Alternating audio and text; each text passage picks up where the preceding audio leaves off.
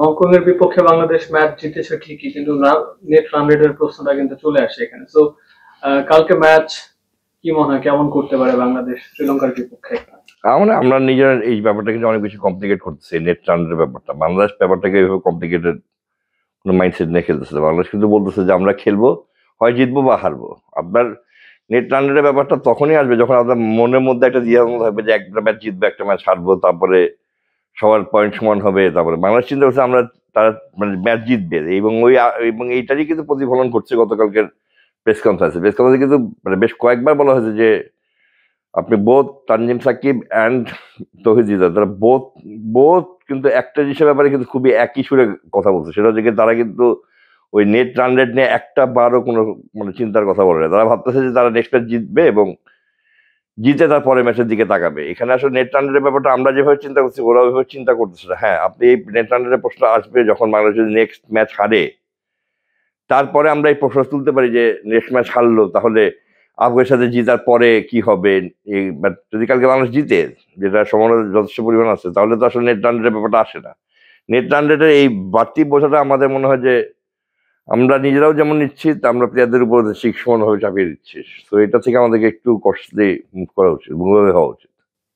বাংলাদেশ আসলে winning combination ভাঙতে চায় না যদি কেউ ইনজুরিতে না পড়ে। তো কি মনে হয় শ্রীলঙ্কার বিপক্ষে সেম একাদশ নিয়ে মাঠে নামবে নাকি দু একটা পরিবর্তন আপনি দেখতে চান বা হতে পারে? উইনিং একাদশ ভাঙতে চায় না এই ব্যাপারটা নিয়ে আমি খুব একটা না, মানে এটা কোনো মানে কোরআনের আয়াত না যে উইনিং একাদশ ভাঙা যাবে না। কারণ আমি হাতুরা সিংকে দেখছি যে সে কিন্তু প্রতিবার উইনিং একাদশ ভাঙছে। আপনার তো আসলে একাদশটা হবে যেভাবে আপনার টিমটা হবে, কম্বিনেশন, মানে আপনার অপোনেন্টের স্ট্রেংথ উইকনেসের উপর ডিপেন্ড করে আপনার উইনিং একাদশ হবে। আপনার যদি অপোনেন্ট টিমে আজকে 5টা-6টা রাইট হ্যান্ডের ব্যাটসম্যান থাকে, তাহলে সেক্ষেত্রে আপনি রিশাদকে নিবেন নাকি নাসুমকে ট্রাই করবেন, এটা তো একটা প্রশ্ন আসতেই পারে। আপনি রিশাদকে খেলাবেন তার মানে পারফরমেন্সের জন্য বা তার বর্তমানে সে যেভাবে খেলছে তার জন্য খেলতে পারে, কিন্তু বাট উইনিং একাদশ ভাঙলে যে অনেক বড় একটা পাপ হয়ে যায়, এটা কিন্তু মানে এটা ভাবার কোনো কারণ নেই। তো আমার মনে হয় যে বাংলাদেশ যে কম্বিনেশনে খেলাছে এই কম্বিনেশনে খেলার চেষ্টা করবে। আর যদি ভাঙতে হয় উইনিং একাদশ, তাহলে আমার মনে হয় একটা চেঞ্জ হতে পারে যে রিশাদ না নাসুম, এছাড়া তো আসলে চেঞ্জের তেমন অবকাশ নাই, আনলেস বাংলাদেশ আরেকটা বোলিং অপশন অ্যাড করতে চায়। লিটনের রান করাটা আসলে দলের জন্য কতটুকু ইম্পর্টেন্ট? এর আগে আসলে ওইভাবে কিন্তু রান সে পাচ্ছিল না। লাস্ট দুইটা সিরিজ সে নিয়মিত রান করছে, নেদারল্যান্ডে রান করলো, শ্রীলঙ্কার বিপক্ষে রান করলো, হংকং এর বিপক্ষে রান পেলো। তো এটা একটা বাড়তি অ্যাডভান্টেজ কিনা পুরো দলটার জন্য? আমাদের লিটন কত বড় মাপের প্লেয়ার এটা কিন্তু প্রমাণ হবে এশিয়া কাপে। বাইলাটারাল সিরিজে কিন্তু অনেক প্লেয়ার অনেক রান করতে পারে। একটা বড় প্লেয়ার কিন্তু তার নিজের সামর্থ্যের প্রমাণটা দেয় বড় আসরে। আমরা যখনই সাকিব আল হাসানের কথা তুলি, তখন মানে আমাদের বিয়েতে আর কি স্মৃতিতে প্রথম ভাইসা ওঠে হলো কি ওয়ার্ল্ড কাপের 606 run and those performance. So if you are a big player you play in big tournaments.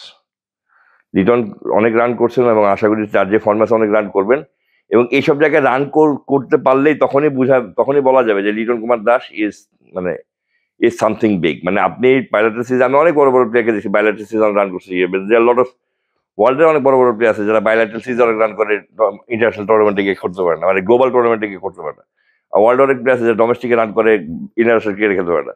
তো লিটন ভালো প্লেয়ার, বড় প্লেয়ার, তবে সে মানে ওই বিগ প্লেয়ারদের কাতারে কিনা ওইটা কিন্তু আমরা বুঝতে পারবো যদি সে এশিয়া কাপে পারফর্ম করে, এবং শুধুমাত্র পারফর্ম করলে হবে না, পারফর্ম করে দলকে যদি সামনে নিয়ে যায়, বিকজ উইদাউট উইনিং কজেস ছাড়া পারফরমেন্স কিন্তু it will not add much. আপনার কি মনে হয় আসলে দলটাতে তাহিদ হৃদয় সবচেয়ে বড় চিন্তার কারণ কিনা? উনি যেভাবে রিসেন্ট টাইমে খেলছে, স্ট্রাগল করছে, কালকের ম্যাচে কিন্তু 36 বলে 35 রান, এটা নিয়ে অনেক প্রশ্নের সম্মুখীন কিন্তু তাকে হতে হয়েছে। তো কালকের ম্যাচে উনি যেভাবে খেললেন, এরপরও দ্বিতীয় ম্যাচটাতে সুযোগ পাবেন কিনা বা পাওয়া উচিত কিনা? পাওয়া উচিত অনুচিত বলাটার জায়গায় আমরা নাই, আমি নাই আর কি। এটা আমি অত বড় বোঝা না যে পাওয়া উচিত বা অনুচিত এই কথা বলতে পারবো, we can determine that. But আমার মনে হয় কালকের ম্যাচের ব্যাপারটা আমি খুব আমার কাছে মনে হয় যে কালকের ম্যাচে সে যে ব্যাটিংটা করছে এটা প্রমাণ করে যে সে একটা চাপে আছে। এখন রান করে চাপমুক্ত হওয়া যায় এখন, কিন্তু সে যদি অনেক বেশি চিন্তা করে যে আমি চাপে আছি, তাহলে কিন্তু আসলে that might cost Bangladesh the game. মানে আমার রান করতে হবে, আমি চাপে আছি, এই জায়গাটা একটা একটা একটা আছে কি, যে ধরেন আপনি, আমি বলি যে ইয়ে খেলা, মানে জাস্ট ফর এক্সাম্পল আমি বলতে পারি যে সাইফ হাসান যে খেলাটা খেলছিল নেদারল্যান্ডের সাথে, ওই ইনিংসটা কিন্তু এলিমেন্ট যে ওখানে ও কোনো চাপে নাই, প্রমাণ করার চাপে নাই, অনেক চাপে নেই, কোনো চাপেই নাই, he was just playing his shots. Towhid Hridoy কিন্তু এগেন মানে আমার টিকে থাকতে হবে, মানুষ আমাকে নিয়ে কথা বলতেছে, আমার ঘাড়ের কান্দে মানে ঘাড়ের নিঃশ্বাস ফেলতেছে সাইফ হাসান, অনেক চাপ তার মাথার মধ্যে হয়ে গেছে।